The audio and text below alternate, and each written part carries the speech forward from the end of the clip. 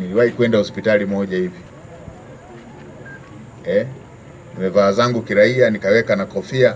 Mimi mwenyewe mtu ananiambia nimpe kitu kidogo, anipeleke huku na huku. Basi tu uchaguzi ulikuwa karibu, nikaogopa ningemnasa vibao kabisa. Ananiomba rushwa mimi.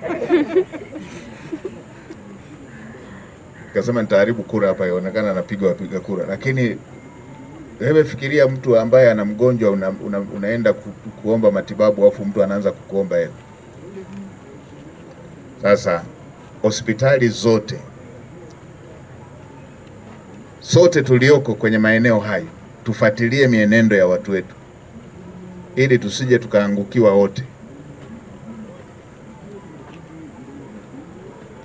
Na Watanzania, una jambo umeliona la aina hiyo, ofisi za serikali ziko kila ngazi.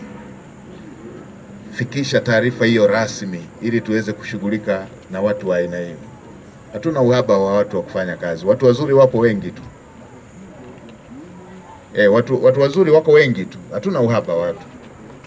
Hatuna uhaba wa Tanzania wazuri wanaweza kuhudumia watu.